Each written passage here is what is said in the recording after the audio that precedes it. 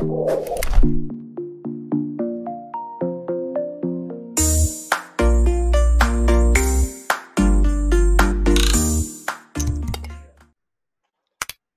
bahagia kerabat desa Indonesia. Kembali kita bertemu kembali di acara Kepoin Desa yang kita laksanakan tiap pagi jam 10 sampai jam 11. Hari ini kita akan mengangkat tema tentang hebohnya data. Jadi hebohnya data desa, kemudian sebenarnya ini tanggung jawabnya ada di mana gitu kan. Kalau kita bicara ada pusat, ada daerah, ada desa, mungkin kalau kita bicara sampai di 3 level, mungkin kita ingin mendiskusikan lebih lanjut di forum ini dengan Bang Yando Zakaria. Jadi beliau ini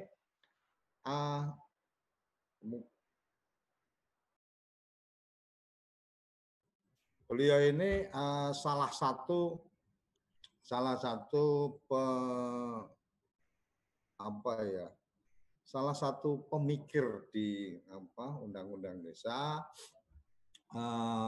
karena saya kenal beliau pada saat proses penyusunan undang-undang desa, jadi sempat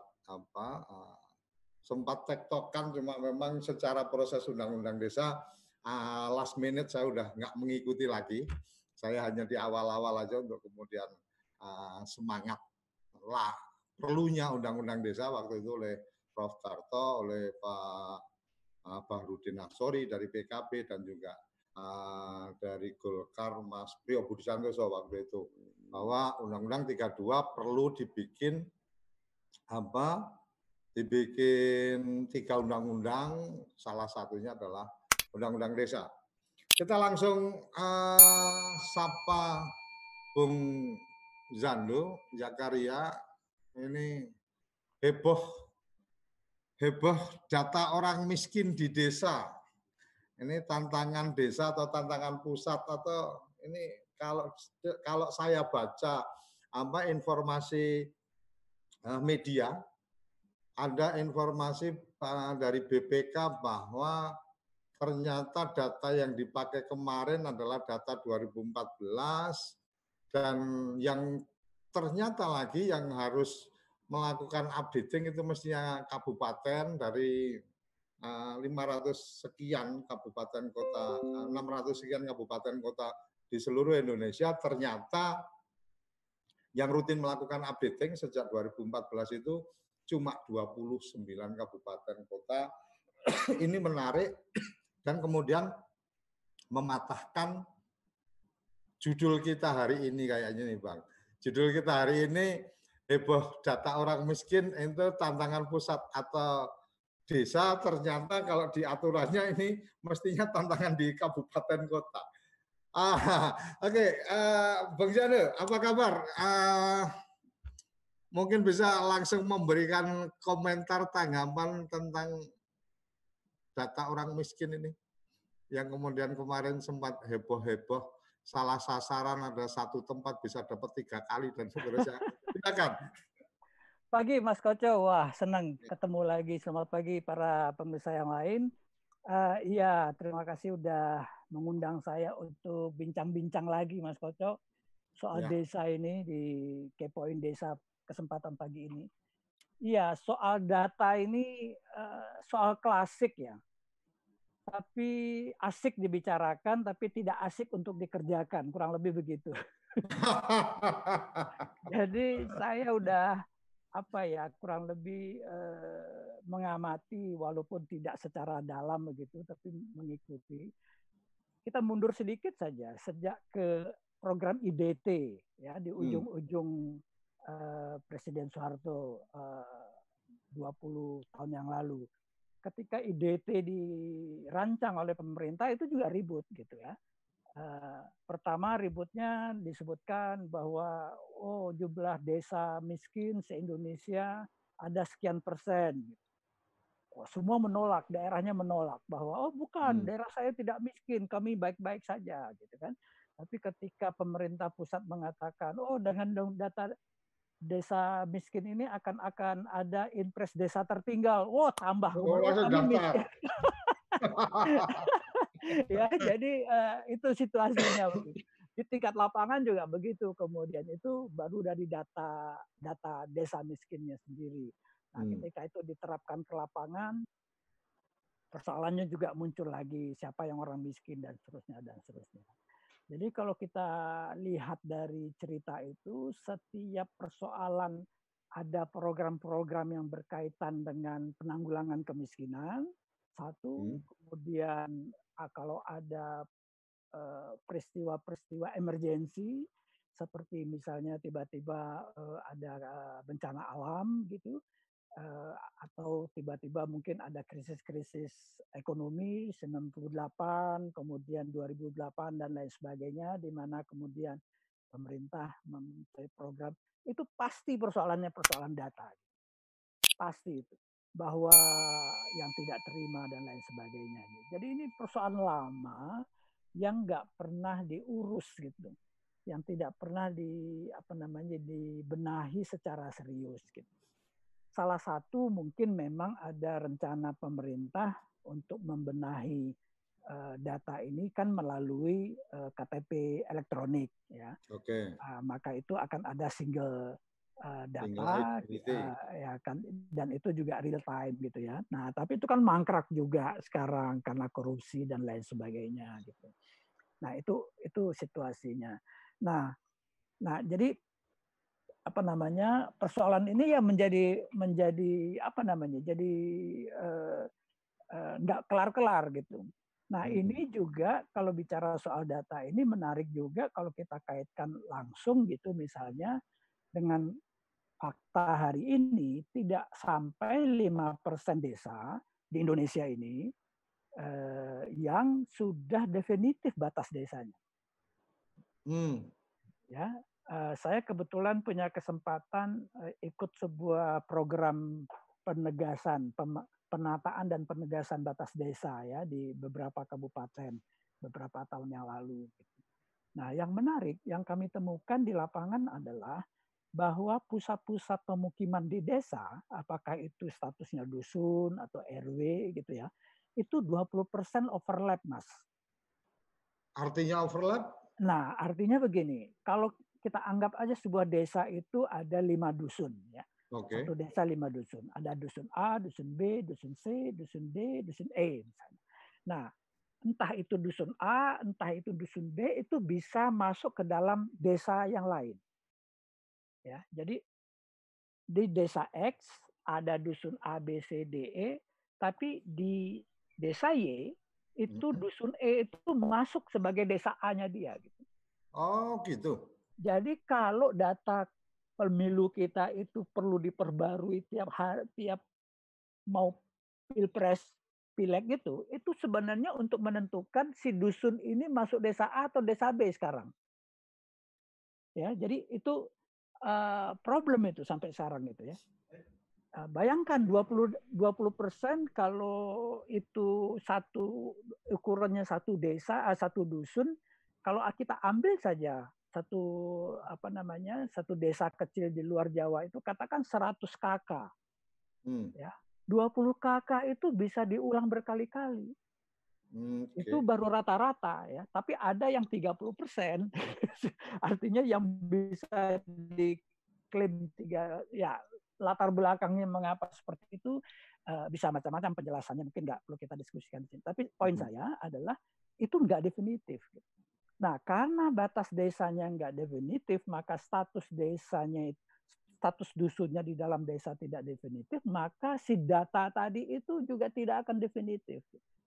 Oke. Nah, oleh sebab itu berbagai data yang kemudian menjadi data nasional misalnya itu kemudian berhadapan dengan hal-hal seperti itu tadi gitu ya, satu.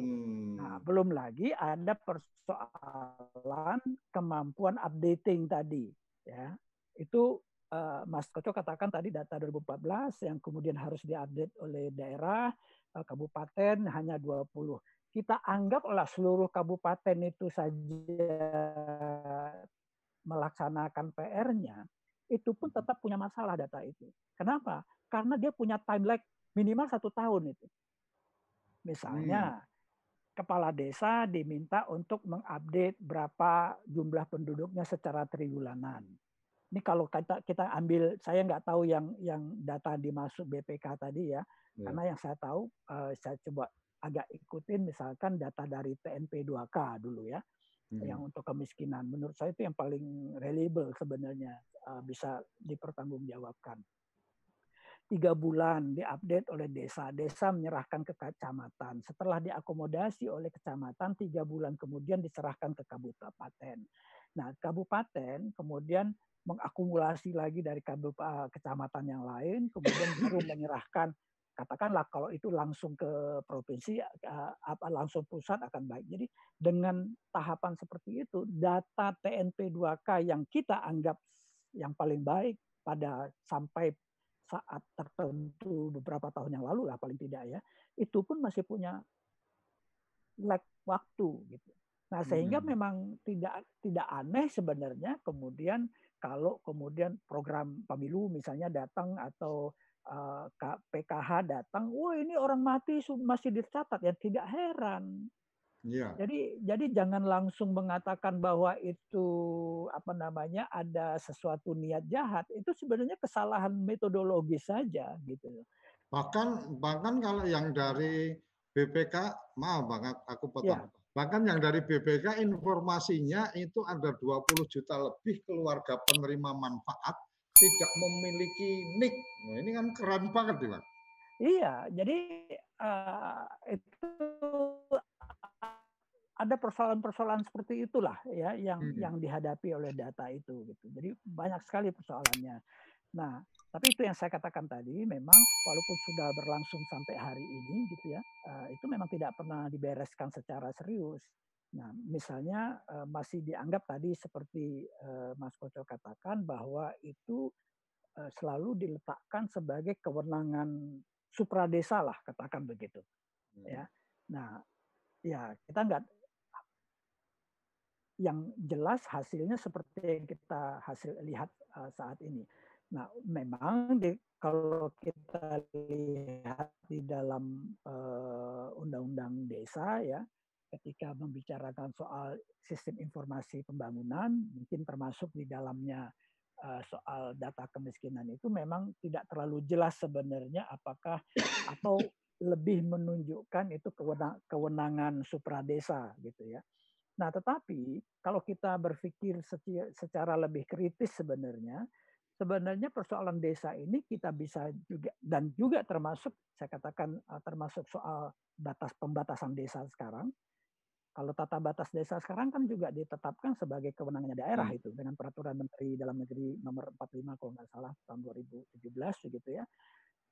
Nah, padahal kalau kita lihat batas desa dan juga soal data desa tadi itu kan sebenarnya adalah isu-isu persoalan-persoalan sangat dikenali oleh masyarakat gitu, oleh masyarakat desa sendiri.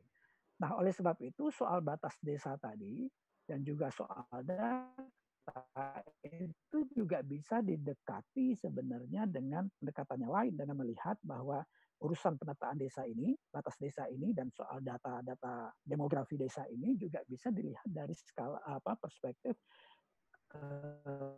hak subsidiaritas ya, prinsip subsidiaritas dari desa. Artinya apa? Saya mau katakan bahwa sebenarnya di tengah kungkungan supradesa untuk menguasai informasi tentang desa melalui hal-hal tadi dengan tetap mengungkung memegang kewenangan itu menjadi desa, sebenarnya bisa diimbangi paling tidak dengan desa untuk juga mengambil inisiatif tentang hal-hal seperti itu. Itu bisa dilihat diletakkan persoalan batas desa itu dan juga data demografi desa itu sebagai informasi yang strategis, ya, yang artinya itu bisa menjadi kewenangan desa yang juga harus dikerjakan oleh desa. Nah, jadi hal-hal seperti ini yang mungkin ke depan menurut saya perlu kita pikirkan sama-sama ya. Seminggu yang lalu saya sempat video call juga, kebetulan si Sekjen Kementerian mengakui bahwa persoalan data ini menjadi persoalan krusial, dan sampai hari ini kan memang kita tidak punya kebijakan yang clear dari pusat tentang bagaimana desa, data-data desa kalau dikaitkan dengan sistem informasi desa itu tadi, Mas Koco. Mungkin itu dulu respon saya. Artinya ada bagian yang perlu juga satu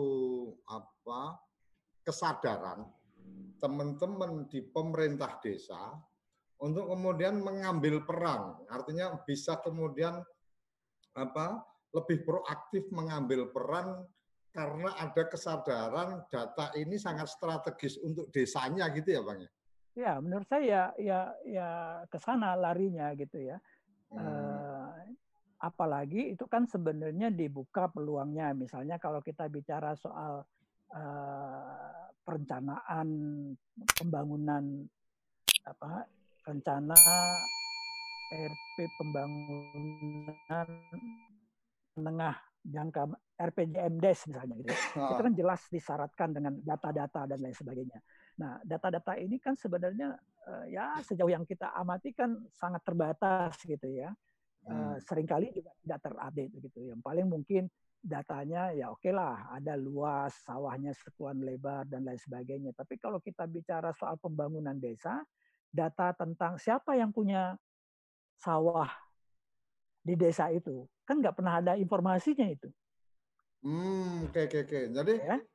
Mungkin ketika bicara pemetaan, ada sawah sekian luas. Iya. Tetapi bahwa peta-peta ini punya siapa, kemudian padahal kalau kita mengikuti prosedur administrasi, proses ketika ada jual beli dan seterusnya, desa punya datanya otomatis dong. Itu maksud saya. Ya. Artinya dia tidak melakukan inputting atau tidak melakukan updating dari data yang dari dokumen yang lain, jadi hanya sekedar melakukan fungsi administrasi, melakukan pencatatan transaksi aja gitu ya. Betul. Nah, jadi kalau kembali ke RPJMDes tadi itu kan data itu data-data mati sebenarnya, yang mungkin akan diulang terus di dalam setiap RPJMDes. Nggak ada yang berkurang, tidak ada yang bertambah. Paling sedikit variasi dari jumlah demografi gitu ya. Nah, jadi maksud saya ya itu bisa menjadi bagian dari concern desa sebenarnya. Jadi untuk RPJMD supaya perencanaannya lebih tepat, kalau semua desa, semua sawah di desa itu adalah cuman dikuasai oleh 5 orang saja misalnya, atau justru dikuasai semuanya oleh orang desa di luar desa misalnya. Buat apa desa itu bikin proyek kegiatan penataan irigasi misalnya ya, atau selokan gitu ya. Toh itu tidak berhubungan. Sementara kita tahu ada program, mungkin ada 50% sampai 60% warga desa yang tunatanah gitu di sana misalnya. Nah, jadi terkait dengan pertanyaan Mas Koco tadi, memang ini membutuhkan sebenarnya kemauan kepala desa, pemimpin desa, elit-elit desa untuk memperjuangkan, karena itu memang bisa diupayakan menjadi menjadi kewenangan desa, bisa dikerjakan. Paling tidak ya, misalnya kalau kita lihat dari sekarang bagaimana penggunaan dana desa, itu sistem informasi desa sebagai bagian yang bisa dilaksanakan gitu. Juga termasuk soal tata batas desa begitu. Nah, jadi memang dibutuhkan ya, di samping kita ingin mendorong kebijakan dari atas ya, baik dari pusat maupun kabupaten, untuk bagaimana membenahi sistem data di desa ini, tapi juga dibutuhkan minat dari kepala desa sendiri untuk sungguh-sungguh melihat bahwa persoalan desa ini adalah persoalan kenyamanan pemerintahan dan kehidupan di desa gitu. Jadi tidak lagi disibukkan oleh setiap tahun dengan data-data yang apa namanya, yang membuat desa menjadi gaduh gitu. Bang Zando, Zakaria termasuk menurut saya salah satu tokoh di dapurnya proses undang-undang desa, artinya bukan di depan tapi sebagai koki lah, bagian dari undang-undang desa. Ada yang menarik di undang-undang desa itu tentang membangun desa dan desa membangun. Ada juga tentang beberapa asas yang teman-teman selalu menyuarakan itu, teman-teman gerakan desa selalu menyuarakan itu, tetapi saya secara pribadi memang juga belum terlalu paham dengan asas tentang rekognisi, subsidiaritas, dan seterusnya. Nah, yang menarik mungkin adalah saat ketika kita kaitkan dengan obrolan kita pagi ini, adalah apakah kemudian bagian dari desa selalu melakukan updating data dan seterusnya, kemudian tidak harus menunggu arahan atau tidak harus kemudian harus ada anggaran dari pemerintah pusat atau kabupaten, mereka mempersiapkan itu, apakah itu juga menjadi bagian dari asas rekognisi dan subsidiaritas yang sering didengung-dengungkan teman-teman dalam konteks bahwa desa punya otoritas, desa punya kewenangan, tapi kalau kemudian bicara otoritas kewenangan dan kemudian tidak ada kesadaran kebutuhan data dan seterusnya, kan sayang juga ini, Bang. Komentar Abang? Iya, itu yang saya katakan tadi, kan memang bahwa sejauh ini politik data ini memang ingin tetap dikuasai oleh supradesa ya. Ada banyak argumentasi di balik itu pasti ya, termasuk alasan-alasan politis begitu. Nah, itu satu. Yang kedua juga dalam politik data ini kan juga kita punya undang-undang bahwa BPS lah satu-satunya sumber data gitu ya. Nah, jadi memang ada kecenderungannya kuat untuk bahasanya saya mengungkungi soal data ini. Gitu. Oke, itu mungkin punya argumentasinya sendiri. Nah, tetapi kan data ini juga bisa dilihat dari kalau itu bisa diargumentasikan itu sah dalam konteks kepentingan negara, gitu ya. Negara punya agenda, maka dia punya data dan lain sebagainya dan lain sebagainya. Gitu. Jadi sah-sah saja kewenangan itu, gitu ya. Dan itulah yang terbukti kita lihat sekarang bahwa data-data yang diatur, diurus oleh pusat adalah urusan-urusan data yang memang kepentingan pusat gitu. Soal realisasi dana desa dan lain sebagainya dan lain sebagainya. Nah, tetapi soal data ini juga bisa kita lihat dari perspektif yang lain, yaitu perspektif desa. Okay. Apa yang saya maksud dengan perspektif desa? Bahwa perspektif kalau negara punya kepentingan terhadap data, desa juga punya kepentingan untuk tentang data ini. Gitu. Oh, oke. Ya, paham. Faktanya kan kita sudah jelas sekarang. Data yang datang dari luar bisa serta-merta membuat suasana guyup di desa itu menjadi gaduh. Gitu. Ya. Ya kan? Nah, itu kan menunjukkan bahwa data itu juga punya kepentingan di tingkat desa. Nah, dalam perspektif itulah kemudian kita bisa saja, desa maksud saya bisa saja mengambil inisiatif untuk mempunyai sistem desanya sendiri. Apakah ada landasan undang-undangnya? Nah, kalau kita bicara undang-undang seperti yang saya katakan tadi, sistem informasi desa itu memang tidak secara eksplisit menyatakan itu dari bawah gitu ya. Bahkan suasana dari atasnya jauh lebih kuat gitu.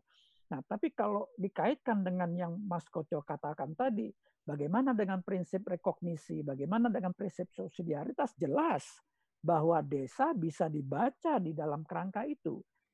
Mungkin yang lebih relevan adalah data itu berkaitan dengan prinsip subsidiaritas. Nah, apa artinya subsidiaritas? Nah, intinya sederhananya kan adalah subsidiaritas itu melahirkan kewenangan-kewenangan desa. Prinsip itu kan pada dasarnya melahirkan kewenangan desa, rekognisi, subsidiaritas. Nah, berdasarkan prinsip subsidiaritas adalah kewenangan-kewenangan desa yang jika dilaksanakan lebih efektif dilaksanakan oleh tingkat desa, maka itu diserahkan ke desa dan tidak boleh dikerjakan oleh unit supradesa mestinya. Ya. Nah, artinya apa? Artinya sebenarnya oke lah. Tadi saya katakan bahwa negara berkepentingan dengan data itu, maka ada suatu struktur top down. Tapi apakah tidak lebih baik karena ada kepentingan di dalam itu dipertemukan di tengah jalan? Nah, jadi data pusat itu atau supradesa itu tidak ujuk-ujuk masuk ke desa kemudian dia pulang tanpa kabar apapun. Berkali-kali kalau kita ke desa tuh banyak pendataan oleh ini, tapi coba kita tanya, ada nggak data yang tersisa di sana? Apakah pernah data dikembalikan? Enggak, datanya kembali itu dalam bentuk gelondongan. Misalnya desa ini masuk desa miskin misalnya. Tiba-tiba penerima PKH sekian dan lain sebagainya. Nah, jadi sebenarnya dengan prinsip subsidiaritas tadi itu desa bisa mendesakkan atau mengambil inisiatif menurut saya walaupun berdasarkan itu tadi dengan mengerjakan kebutuhan-kebutuhan. Tentunya menafikan terus kita ditolak tidak begitu maksud saya, tetapi paling tidak dengan sistem data itu kita bisa menjadi mirror gitu ya sebagai kaca untuk desa-desa besar tadi itu berkaca apakah data dia benar atau tidak relevan pada data yang mereka miliki di desa itu. Nah, contoh sederhana, seandainya sistem desa yang jadi kita baca sistem informasi desa itu betul-betul menjadi milik desa, diupayakan oleh desa, itu dia akan menjadi alternatif dari real time data yang sekarang tidak ada, Mas. Yang saya katakan tadi real time datanya itu kan tadi mau di capture dengan undang-undang dengan KTP elektrik dan itu tidak terjadi gitu ya. Nah, sekarang kalau data desa mempunyai sistem informasi yang sedemikian rupa dan dia bisa menjadi sumber real time sehingga ketika masuk PKH dengan daftar nama yang tahun 2014 yang kebetulan belum belum dikoreksi oleh 80% kabupaten yang lain, pasti akan ada gap ya. Desa saya saja ini di sekitar Jogja tiap minggu saya menerima berita dari masjid itu pengumuman orang meninggal. Ya. Nah, kalau jadi di dusun bukan di dusun saya mungkinnya belum sampai 4 dusun, maksud di RW saya saja itu minimal sekali seminggu ada berita duka gitu. Jadi dari RW saya saja minimal 4 keluarga orang menghilang dari daftar, berkurang. Nah, kalau data desa ini ada, dia akan menjadi koreksi itu tadi. Nah, masalahnya kan sekarang sudah ada beberapa inisiatif oleh teman-teman membangun itu, tapi tidak seluruh kabupaten mau menerimanya gitu. Nah, ini memang lagi-lagi ada politik data di balik itu ya, entah itu kabupaten, entah itu Kemensos dan lain sebagainya, sehingga tidak semua desa, tidak semua kabupaten, atau tidak semua pendamping PKH yang saya terima laporannya, atau kader-kader desa lain yang diberi kewenangan untuk memverifikasi data ini mau menerima data desa gitu. Nah, ini mungkin yang dibutuhkan kebijakan di tingkat pusat bahwa inisiatif desa ini menjadi bagian yang integral dari sistem nasional yang punya problem tadi ya, problem waktu, jarak waktu, problem anggaran yang mungkin tidak ya ada problem metodologis lah yang dikerjakan oleh kader-kader di desa gitu ya, dan juga ada problem politik anggaran atau politik data gitu ya. Yang misalkan kan tiba-tiba kan itu juga sempat ribut ya, sampai sekarang saya juga nggak tahu mengapa tiba-tiba data TNP 2K nggak diakui oleh Kemensos misalnya, masih zamannya Ibu Khofifah tuh misalnya, ya sehingga muncul DTKS dan lain sebagainya. Kita nggak tahu persis sebenarnya politik apa yang terjadi di sana. Tapi bagi saya yang penting adalah ketika desa punya itu, kita bisa kontrol. Desa punya kesempatan untuk berpartisipasi. Nah, kalau ditanya tadi kaitannya dengan prinsip-prinsip undang-undang desa, menurut saya sangat mungkin untuk dikembangkan. Komunikasi saya dengan beberapa kepala desa dengan menjelaskan ini ada subsidiaritas, ini adalah isu strategis. Nah, subsidiaritas, isu strategis itu berarti layak dikerjakan oleh desa, akhirnya mereka mau menerima itu ya. Karena memang membaca undang-undang kan tidak serta-merta bisa memberikan keyakinan-keyakinan seperti itu. Gitu Mas Koco. Saya pernah membaca sebuah tulisan kenapa kayaknya kalau bicara data itu lebih baik atau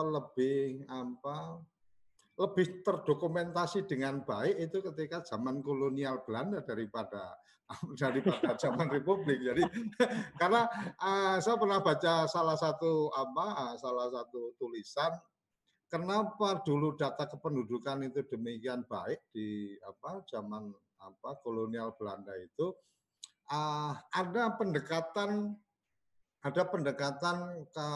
yang dilakukan oleh pemerintah Hindia Belanda, kalau tidak salah saya saya ingat waktu itu ketika bicara data orang meninggal.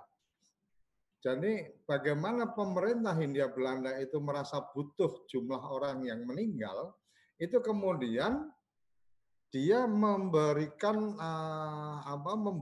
bantuan kain kafan untuk mereka yang melaporkan ketika ada yang meninggal. Jadi kalau ada keluarga kamu yang meninggal, maka lapor, kamu akan dapat kain kafan gitu. Artinya kemudian ada manfaat untuk saya memberikan data kan gitu. Kalau kemudian saya tidak mendapatkan manfaat untuk memberikan data, itu kan akhirnya kesadaran untuk memberikan data kan jadi nggak ada. Cuma mungkin itu kolonial aja sudah berpikir yang kayak gitu ya. Ini kita sudah milenial masih berpikirnya pendataan dilakukan oleh orang per orang datang dalam satu proyek, mungkin sensus atau mungkin pendataan. Waktu itu saya sempat ingat ada proyek pendataan untuk ternak bertanduk dan seterusnya. Padahal kalau toh umpama tidak, dalam tanda petik, kalau toh itu tidak ada anggaran pun, ketika kemudian menyiapkan satu sistem informasi yang kemudian desa itu bisa mengakses, yang kemudian desa itu kemudian diharapkan melakukan updating, dan mungkin alokasi anggarannya bisa disampaikan kepada desa yang paling paling rutin melakukan update itu akan mendapatkan apresiasi. Itu kan mungkin akan lebih simpel daripada kemudian sensus dilakukan, sensus ternak lah, sensus ekonomi lah, dan seterusnya. Tetapi seperti yang tadi Bang Jando sampaikan, selesai sensus, desa juga nggak pernah dikasih informasinya. Artinya apa sih yang kemudian dari hasil itu kemudian desa mendapatkan informasi, kemudian desa harus bagaimana? Ini menurut saya menarik bicara tentang yang tadi Bang Jando sampaikan, kalau kemudian ini sampai di wilayah politik data. Artinya ya semoga COVID ini menyadarkan kita ya Bang ya, bahwa kemudian ini kayaknya COVID ini petaka tapi mendatangkan berkah gitu kan. Ada kesadaran bahwa ternyata kita ini masih on gitu kan, masih kurang punya kemampuan untuk ketahanan pangan, karena kalau ini berlanjut sampai kapan maka otomatis panen yang di desa kita untuk makan orang desa saja sudah nggak ada. Kita mesti kemudian tanam umbi-umbian dan seterusnya. Jadi COVID kayaknya petaka mendatangkan berkah, menyadarkan banyak hal, termasuk data. Jadi carut marut. Bahkan saya sempat menerima kalau kemarin saya sempat di salah satu grup WA itu ada surat terbuka. Jadi ini ada surat terbuka dari kepala desa untuk Menteri Sosial gitu kan, menyangkut Pak Menteri yang adil dan bijaksana atas nama masyarakat mengucapkan terima kasih atas bantuan dan seterusnya gitu kan. Ya biasalah ini pinter ini menyampaikannya. Izin saya bacakan ya Bang, biar bagaimana Ya, ini. semoga Mas. Saya juga belum dengar itu. Ini menarik ini. Jadi salam sejahtera untuk kita semua. Semoga Bapak Menteri sekeluarga dan seluruh jajaran Kementerian Sosial senantiasa dalam lindungan Tuhan Yang Maha Esa, diberikan kesehatan dan dijauhkan dari segala permasalahan yang memberatkan pikiran serta diberikan kemudahan dalam segala urusan. Amin. Pak Menteri yang adil dan bijaksana, kami atas nama masyarakat desa mengucapkan terima kasih sebesar-besarnya kepada kementerian yang Bapak pimpin yang selama ini telah memberikan bantuan kepada masyarakat desa kami secara ekonomi, kurang mampu, cukup mampu, dan sangat mampu melalui. Jadi ini menarik, ini disebutkan membantu secara ekonomi yang kurang mampu, cukup mampu, dan sangat mampu. Jadi sangat mampu pun dibantu gitu kan, melalui program BPNT, PKH, perluasan BPNT, BST, BLT, dan lain-lain di tengah pandemi corona ini. Sungguh bantuan ini sangat bermanfaat bagi yang layak menerima, dapat meringankan beban kehidupan, memenuhi kebutuhan, yaitu makan. Bagi yang sebenarnya kurang layak menerima sebagai tolok ukur terhadap kepekaan sosial, kemuliaan hati, dan kualitas harkat martabat. Jadi kalau yang sebenarnya nggak layak untuk terima, tapi tetap mau terima ya berarti kemudian Pak Kades ini bisa mengukur seberapa toleransinya atau kemuliaan hatinya. Bagi yang sebenarnya bagi pemerintah desa, ini menarik ini, bagi pemerintah desa mulai dari kepala desa, perangkat desanya sampai RT RW dapat meningkatkan ketahanan mental menghadapi cercaan, hujatan, bahkan ancaman dari masyarakat. Ini penulis suratnya ini luar biasa membawakan bahasanya. Bantuan yang disalurkan melalui Kemensos by name, by address yang sebagian besar dalam huruf besar tidak tepat sasaran. Ini di lapis bawah menimbulkan kegaduhan luar biasa, bahkan tidak jarang menimbulkan konflik horizontal vertikal di desa. Warga tidak tahu dan tidak mau tahu tentang asal muasal data. Ini Pak Menteri Sosial perlu mendengar ini, Pak Menteri Dalam Negeri, Pak Menteri Desa mungkin juga perlu mendengar ini. Ini loh keluhan teman-teman di aparatur desa, bahwa desa hanya tinggal menerima, warga nggak pernah mau tahu. Permasalahan apapun yang terjadi di desa apalagi yang menyusahkan, semua ditumpah ruahkan ke pemerintah desa. Mereka tidak kenal dinas sosial, tidak kenal kementerian sosial, dan lain-lain. Mereka hanya tahu kepala desa, kadus, RT, RW. Kamilah yang harus bertanggung jawab atas semuanya, termasuk terhadap data penerima PKH, BPNT, perluasan BPNT, BLT, BST yang caruk maruk ini. Semoga kami diberikan kekuatan. Ini sedih juga bacanya. Mengapa hujatan, cercaan, ancaman ini muncul? Karena bantuan tersebut tidak tepat sasaran, justru berlawanan dengan tuntutan pemerintah sendiri yang bantuan harus tepat sasaran dengan disertai ancaman jika tidak tepat sasaran akan diberikan sanksi berat jika perlu dijatuhi hukuman. Oh, ini yang disampaikan Pak Jokowi kalau nggak salah. Ini kan kasihan juga nih teman-teman ya. Di desa kami warga rentan hidup serba kekurangan, sakit-sakitan, numpang tanpa ada yang menopang, rumah rakyat tidak tersentuh bantuan. Sementara ada warga yang bermobil, rumah bagus, suaminya PNS, yang ekonominya cukup mapan justru dapat bantuan. Bahkan ada yang aneh, warga yang telah meninggal pun masih dapat bantuan. Ini berangkatnya dari data yang 2014 tadi ya Bang ya. Kemudian akibatnya bisa diduga ketidaktepatan dan seterusnya, keributan berkepanjangan berujung pada kecerdikan Kades berimprovisasi dan bernegosiasi. Jadi memang ini akhirnya Kades harus mengambil peran. Berbagai upaya telah dilakukan pemerintah desa untuk meluluhkan hati, mengedukasi masyarakat tentang pentingnya harkat martabat, menempel stiker, nyeprot rumah yang mendapatkan bantuan, memotret rumah berikut fasilitas, ternyata tidak cukup efektif. Hal yang sebenarnya tidak perlu kami lakukan jika Kemensos berkenan mendengar keluhan. Sampai kuota, maaf, ini pemikiran wong cilik, sampaikan kuota berapa kakak yang akan menerima bantuan, secepatnya ke Pemdes dan lakukan verifikasi. Jadi harapannya adalah berapa yang akan diterima dan seterusnya itu Pemdes diberitahu, nanti Pemdes yang akan memberikan data. Transfer dana sesuai kuota ke rekening desa, beri kepercayaan kepada kami menyalurkan, kementerian menyalurkan, kementerian melalui petugas cukup melakukan pendampingan dan pengawasan. Agar tidak terjadi penyimpangan, manfaatkan lembaga-lembaga pengawas dan pemeriksa keuangan.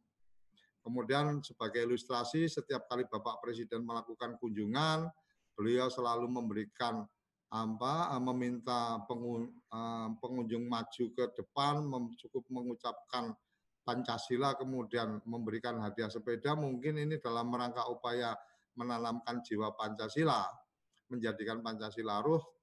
Tidak diragukan lagi Kemensos Panglima dalam pengamalan Pancasila, keadilan sosial, bla bla bla. Semoga tulisan ini, semoga tulisan yang bertujuan mulia tidak bias, tidak berimplikasi hukum dan manfaat bagi bersama. Kami orang desa, rakyat kecil, hanya kedamaian dan keharmonisan desa yang diharapkan. Tertanda ditulis oleh Supriyadi, SPD, Kepala Desa Kesongo, Kecamatan Tuntang, Kabupaten Semarang, Jawa Tengah. Jadi potretnya sangat jelas. Desa terabaikan ketika kemudian ada program-program seperti ini, desa tidak dilibatkan dalam pendataan, tetapi desa yang kemudian mendapatkan dampak langsung.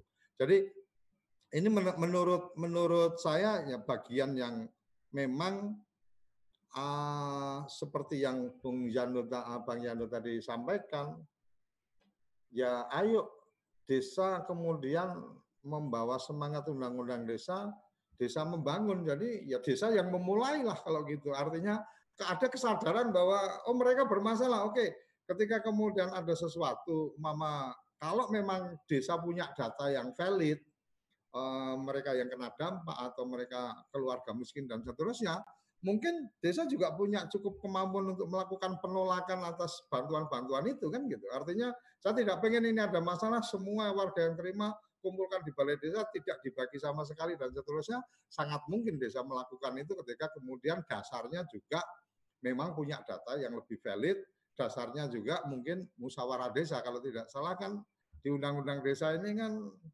majelis tertingginya musyawarah desa kan gitu Bang. Iya. Gimana nih Bang? Monggo, ini saya jadi agak panjang ini tadi ngobrolnya. Silakan Bung Yando. Iya, jadi emang persoalan ini seperti apa ya? Ini data ini kan persoalan yang sangat detail ya. Satu. Yang kedua, kadang-kadang kita berhadapan dengan situasi-situasi yang tidak terduga, seperti bencana, baik alam maupun seperti pandemi dan sebagainya. Nah, sehingga akurasi data itu menjadi sangat penting gitu ya. Nah, itu satu. Nah, yang kedua menurut saya, oleh sebab itu memang harus dipikirkan betul-betul apakah proses-proses pengambilan keputusan terkait katakanlah soal bantuan, soal penanggulangan kemiskinan yang sampai saat ini juga kadang-kadang saya juga sedang mempertanyakan gitu ya, apa iya itu harus tetap dalam konteks negara Indonesia yang sangat beragam ini, misalnya ya, situasi alamnya, kapasitas manusianya, kemudian soal kemiskinan itu dilekatkan kepada soal keberhasilan atau citra dari pemerintah pusat. Nah, padahal ini kan persoalan yang sangat berada di tingkat bawah tadi itu, yang rentan sekali terhadap kesesuaian datanya. Nah, artinya saya mau katakan, apa enggak soal yang seperti ini, yang spesifik seperti ini, bagi yang didesentralisasi sungguh-sungguh. Negara cukup aja bilang siapkan untuk pemerintahan dan tidak apa namanya. Saya kadang-kadang melihat, mohon maaf ya, saya nggak setuju tuh. Masa presiden ikut menyerahkan bantuan yang bernilai 200.000 dan lain sebagainya. Nah, kalau ini dipertahankan terus, kita masih melihat politik pemberantasan kemiskinan atau penanggulangan kesusahan ini sebagai bagian-bagian pencitraan politik gitu. Yang kita tahu, kita berhadapan dengan soal efektivitas tadi, itu persoalan-persoalan data, dan ini nggak pernah diurus dengan secara serius. Menurut saya hampir serius pernah ya dengan tadi itu, tapi lagi-lagi kan bubrah gitu.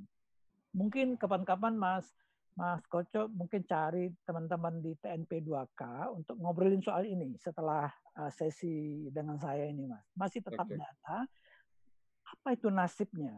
Nah, padahal kalau saya sering ke lapangan ya, itu data di desa siapa miskin tuh jelas kok.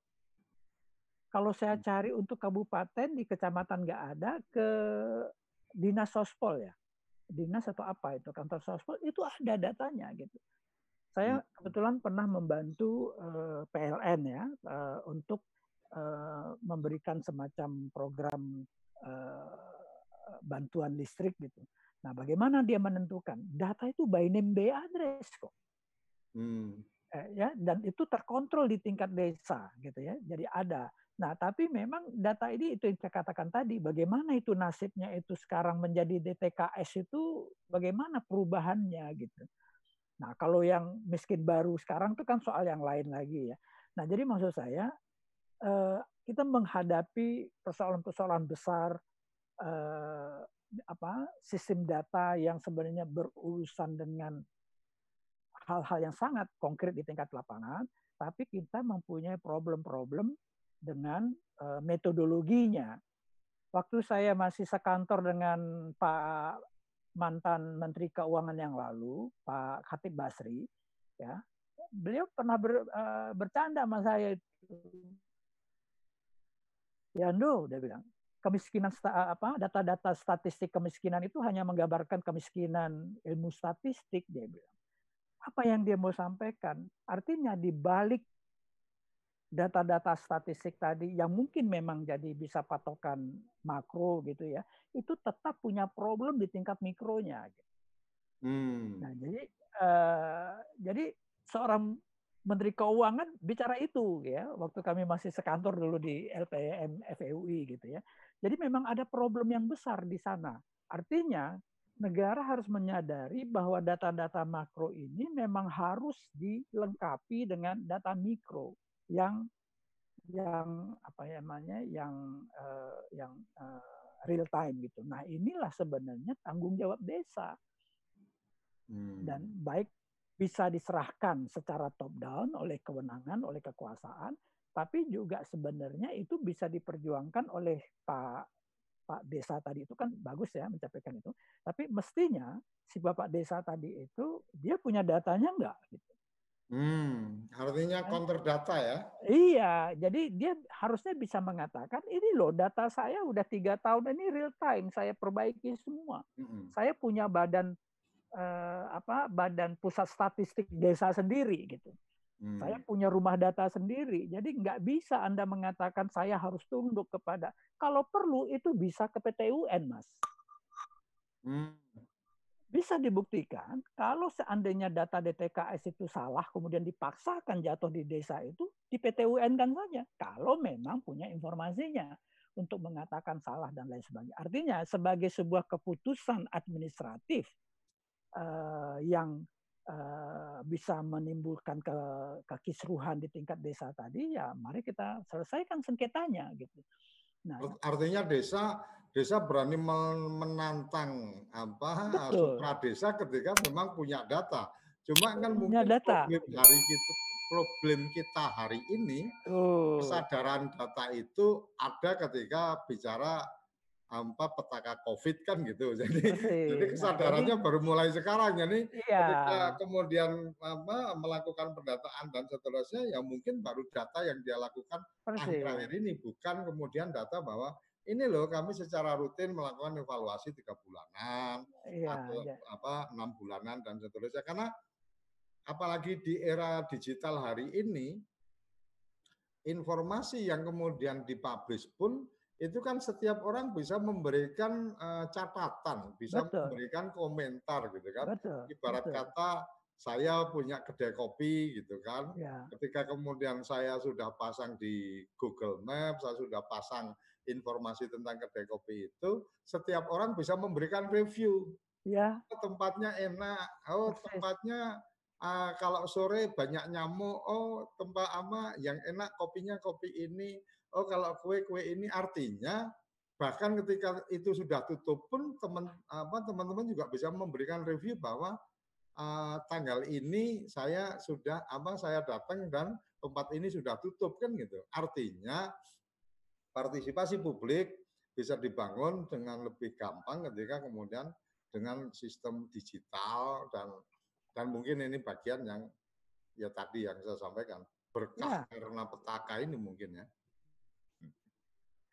ya Terus betul mungkin ini sekali. Bang, Jadi ya kadang-kadang kan silakan. ya, kadang-kadang kan begini, sistem yang datang dari atas itu kan juga sebenarnya jawaban terhadap persoalan di bawah gitu ya. Jadi kita juga tidak bisa menutup mata bahwa juga aparat desa itu juga ada yang bermain gitu ya. Nah, oleh sebab itu kelemahan-kelemahan atau peluang-peluang yang dimungkinkan oleh situasi yang tertutup ini yang harus kita bongkar gitu. Nah, semuanya kalau seandainya seperti Mas Koco katakan tadi ya, bahwa setiap warga desa itu bisa mengakses data demografi aja di desanya itu. Kemudian dengan kategori kaya miskinnya itu tadi, itu kan ke-recheck semua setiap saat gitu. Meninggal, dihilang dan lain sebagainya misalnya gitu ya. Jadi instrumen itu yang harus kita bangun, bukan kemudian dengan cara mengungkungi kewenangan itu karena kita tidak percaya pada kepala desa. Gitu. Ya betul. Nah, teknologi sekarang sudah memungkinkan untuk itu terbuka. Gitu. Ya, dan sangat luar pengalaman saya untuk membantu teman-teman membangun sistem informasi desa ini menarik Mas Koco. Bahwa karena memang problem kita selalu misalkan di RPJMN di Musdes itu kan selalu juga masyarakat berdiskusi itu tentang keinginan saya dengan keinginan kamu, gitu. Bukan kebutuhan kita. Nah, si Karang Taruna, si Ibu PKK, dan itu bicara sebenarnya yang dia inginkan. Tapi apakah ada data yang menyertainya? Itu yang kurang ya. Misalnya artinya tidak punya data kebutuhan tapi lebih banyak daftar keinginan ya. Iya, jadi misalnya sederhana saja, bagaimana kami generasi muda mau membangun citra bangsa ini kalau kami tidak punya bola untuk main misalnya gitu.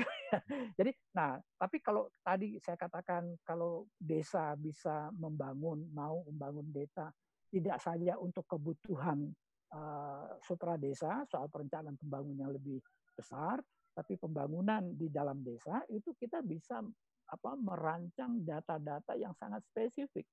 Bahkan di banyak desa yang kami dampingi itu, kami sudah sampai pada data kurang lebih kesediaan beras per bulan itu berapa per rumah tangga. Jadi kalau sekarang lagi krisis seperti ini, desa-desa yang bersangkutan sudah bisa ketahuan itu mana rumah tangga yang krisis pangan ke depan. Artinya yang rata-rata stok berasnya di rumah itu tiap hari berapa itu, ketika itu ketahuan juga akan ketahuan juga bahwa oh ini kalau kondisi kayak gini berarti ada keluarga yang Iya. terganggu stok Nah, pangannya itu ya. ya, jadi itu bisa dimonitor oleh setiap warga desa. Misalnya juga Hmm. kami apa namanya punya data, misalnya ini untuk pembangunan desa misalnya ya. Berapa sih? Nah ini Mas Koco nih target saya ini. Berapa pengeluaran rokok di desa itu? Ada Hmm. desa yang sampai 200 juta, Mas. Satu desa. Satu desa yang kecil loh ya, Biaya dua ratus. pengeluaran untuk konsumsi rokok. Ya. Hmm. Nah, kita bandingkan dengan telur misalnya. Hmm. Kita bandingkan dengan yang lain-lain. Atau sebaliknya juga kami punya data misalnya karena memang itu daerah kepulauan dan seterusnya gitu ya. Kemudian cari data berapa ibu rumah tangga mengeluarkan biaya untuk sayur sebulan. Itu bisa sampai 100 juta. Itu outflow itu dari desa itu. Artinya mereka menghasilkan uang 100 juta untuk pedagang yang datang setiap pagi ke desanya dia. Dan itu keluar dari desanya. Dan seterusnya, dan seterusnya. Nah, dengan angka-angka ini sebenarnya musdes itu pasti akan lebih tajam. Gitu. Misalnya soal sayur tadi. Apa iya kita mau beli sayur terus?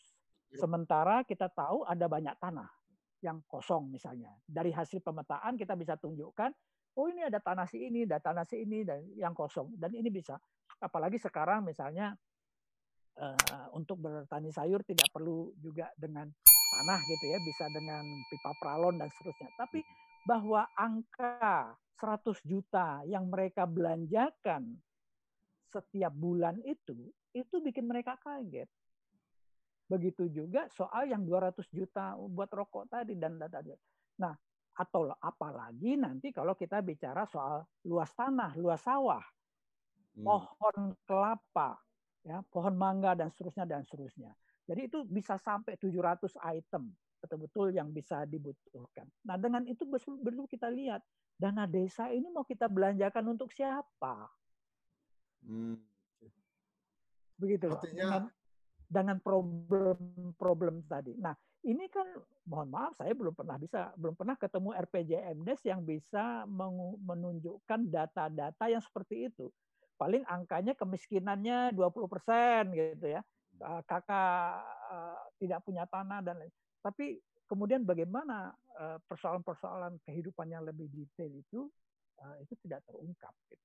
Nah, maksud saya data tadi itu bisa sampai ke sana gitu. Jadi tidak hanya kita meributkan data ini dalam konteks BLT, PKH itu kan persoalan kecil ya dan dalam tanda petik ya dan insiden dalam kecil dalam pengertian bahwa dia besar dalam konteks bencana tentu gitu ya. Tapi dalam konteks siklus kehidupan masyarakat yang lebih panjang, persoalan-persoalan BLT itu kan tidak lebih penting dari persoalan yang tadi saya ceritakan bahwa ada persoalan-persoalan anak-anak yang putus sekolah berapa, yang tidak bisa berangkat ke sekolah per bulannya, angka bolos sekolah itu kenapa dan seterusnya itu kan perlu juga diketahui. Nah, kita bisa seharusnya desa bisa sampai ke sana dengan undang-undang desa.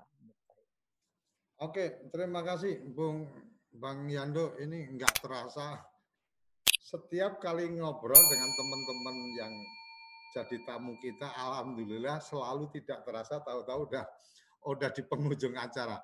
Jadi di chatting ada Mas Kisman ini dari Bali kalau nggak salah. Data penduduk miskin katanya selalu diupdate oleh petugas khusus dan bukan oleh desa. Ini memang salah satu problemnya. Tapi kriteria miskinnya tidak disesuaikan dengan kondisi saat ini. Oke, terima kasih informasinya Mas Gisman. Jadi ada satu kesadaran bicara data yang carut marut ini sebenarnya ibarat kata Anda mestinya menjadi sebuah kesadaran ini puncak gunung es aja ini yang kelihatan itu sebenarnya hanya kebutuhan data untuk bantuan sosial dan seterusnya saat ini. Tetapi ketika kemudian kita berdiskusi tadi atau mencoba mendengar pendapat dari Bung Jando tadi, maka sebenarnya di bawah puncaknya ini ternyata cukup besar data-data yang memang harusnya menjadi satu kebutuhan, harusnya menjadi satu kesadaran bahwa di level desa dengan undang-undang desa, dengan semangat desa membangun, bukan sekedar membangun desa, dengan asas subsidiaritas, dengan kemudian sama-sama ingin memuliakan desa, ingin menguatkan desa, maka di bawah itu ada data-data yang sangat penting yang mestinya dilakukan oleh desa karena desa cukup punya anggaran untuk kemudian melakukan updating dan melakukan pendataan yang sangat masif untuk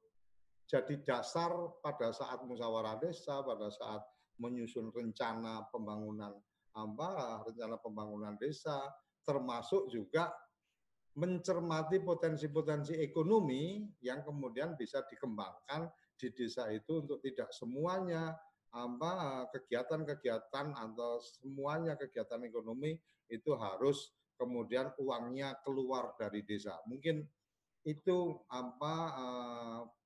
yang bisa saya coba rangkai dari beberapa diskusi kita, obrolan kita hari ini. Tapi saya minta mungkin Bung Yando closing statement 1-2 menit, silakan kalau masih ada yang ingin disampaikan. Iya, satu hal yang menarik juga pengalaman saya selama ini adalah ketika bicara data ini, warga desa itu sangat antusias. Bahkan tidak mudah, tidak susah sebenarnya bagi kami untuk menemukan kader-kader desa yang mau menggali data ini, termasuk ibu-ibu. Nah, yang sering tidak antusias dengan data ini justru memang aparatur desa, gitu ya. Jadi entah apa di balik itu ya. Tapi itu, nah saya mau katakan sebenarnya di tengah masyarakat sendiri ada kebutuhan itu. Bahwa dengan data itu mereka akan menjadi lebih mengerti tentang apa yang sedang dikerjakan desanya, dan itu menurut saya bisa menjadi jembatan hubungan untuk kembalinya kepercayaan antara warga desa dengan pemerintahan desa yang akibat dari kebijakan yang lalu memang menjadi masih bagian problem dari desa, bukan bagian penyelesaian masalah desa. Nah, dengan data desa, partisipasi masyarakat, kemudian hubungan harmonis antara unit pemerintahan desa dengan warganya itu bisa terbina dengan baik karena tidak ada lagi dusta di antara mereka. Makasih, Mas. Oke, terima kasih Bung Yando untuk waktunya. Kerabat Desa tanpa terasa sudah di penghujung acara. Hari Rabu besok kita akan kedatangan tamu Mas Agustri Raharjo dari Sukoharjo yang waktu itu, waktu pergerakan Undang-Undang Desa dan seterusnya, salah satu tokoh atau salah satu ketua organisasi yang terlibat dalam proses penyusunan Undang-Undang Desa, teman-teman dari Forum Pembaruan Desa. Saya pikir Bang Yando juga kenal juga. Hari Kamis kita rencana ada secara khusus ada kepoin spesial, kita akan membuat webinar, jadi tidak di jam 10 kita akan adakan kepoin desa karena ini spesial, kita akan lakukan di jam 1 sampai jam 3 hari Kamis. Dan hari Jumat jangan lupa ada Mas Budiman Sujatmiko akan menyampaikan. Ya, Mas Budiman Sujatmiko alhamdulillah kemarin sudah firm akan menyampaikan ide tentang bagaimana organisasi dia Inovasi 4.0 akan menyampaikan tentang desa menjadi pusat peradaban menuju pasca Covid. Nah, kita akan dengar tentang ide itu karena ada beberapa konsep yang sudah disiapkan dan akan disampaikan. Jadi jangan lupa subscribe channel TV Desa, tekan juga tanda loncengnya supaya mendapatkan informasi-informasi update. Kita akan melakukan dialog atau kita akan kedatangan tamu siapa di hari-hari berikutnya. Terima kasih sekali lagi Bung Yando dan terima kasih kerabat desa seluruh Indonesia yang telah mengikuti acara ini. Sampai jumpa di episode berikutnya. Salam bahagia kerabat desa Indonesia.